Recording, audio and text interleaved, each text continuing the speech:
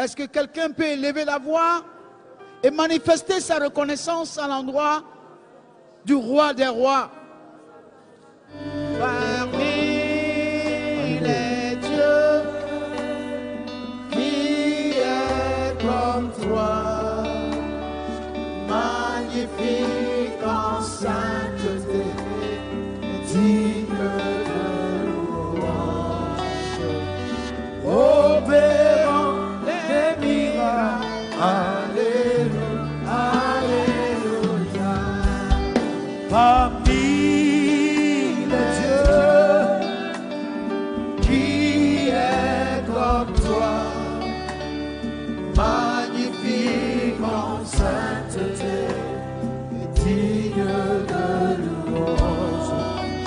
Et c'est dans cette ambiance de profonde gratitude que le culte a démarré à la mission Source de Vie. Une reconnaissance exprimée par toute l'Assemblée à l'Éternel des armées pour ses bienfaits et sa fidélité. Elohim Adonai.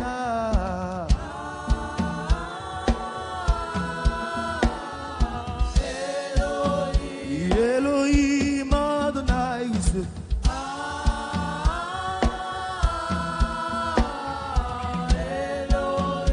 Elohim Adonai. Elohim Adonai.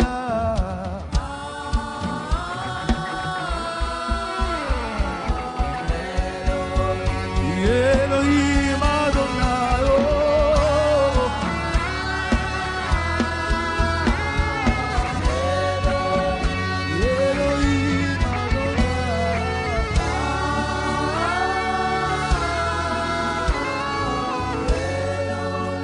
Après ce moment intense d'adoration, place au message du jour dans la continuité de celui partagé le dimanche précédent. Le thème, avec quoi combattre l'homme fort. L'homme est un esprit dans un corps humain.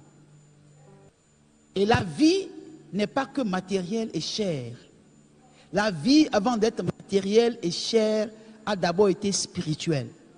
Il y a des choses qui vous arrivent dans la vie parce que vous ignorez le monde des esprits. Et vous ne prenez pas au sérieux le monde des esprits, mais pourtant, c'est le monde des esprits qui gouverne le monde physique. La chair a une date de péremption. Mais l'esprit qui est à l'image de Dieu n'a pas de date de péremption. Pourquoi ce qui a de date de péremption peut-il agir et influencer ce qui n'a pas de date de péremption? La Bible a dit que personne ne peut entrer dans la maison d'un homme fort et piller ses biens s'il n'a pas lié cet homme fort-là auparavant. Vous savez, que vous le croyez ou non, il y a deux entités qui se combattent.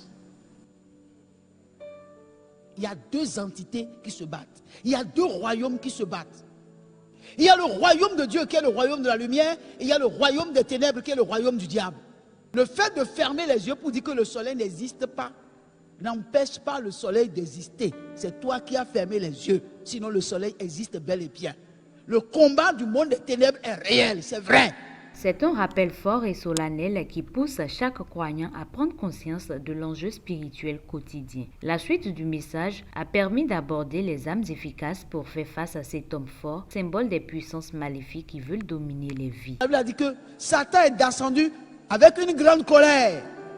Et il a dit qu'il va détruire les hommes. Pourquoi? Parce que Dieu a créé les hommes différemment des anges. Il n'a pas créé les anges à son image. C'est seulement l'homme qu'il a créé à son image. Les anges dessus ne sont pas d'accord. Et leur objectif, c'est de détruire l'homme qui est à l'image de Dieu. Nous devons comprendre que aller dans la présence de Dieu est sacré. Alléluia. Nous devons retourner dans la présence de Dieu. Quand tu es habité à la présence de Dieu, tes prédateurs te chercheront, mais ils ne pourront pas t'avoir. Il est écrit, ils te feront la guerre, mais ils ne te vaincront point. Mais ils vont te faire la guerre parce que nous sommes en guerre, mais ils ne te vaincront point. Pourquoi? Parce que tu es caché dans la présence de Dieu. Pas dans la présence des hommes. aucun homme ne peut protéger aucun homme. Il n'y a que Dieu qui peut te protéger. Mais dès que tu es dans sa présence, quand tu rentres dans sa présence, tes prédateurs te chercheront, ils ne te trouveront pas. Il y a des guerres que tu ne peux pas faire. Il y a des guerres que tu ne peux faire. C'est Dieu qui doit faire cette guerre-là à ta place. Le culte de ce dimanche est venu équiper le peuple de Dieu pour mieux affronter les réalités invisibles du quotidien.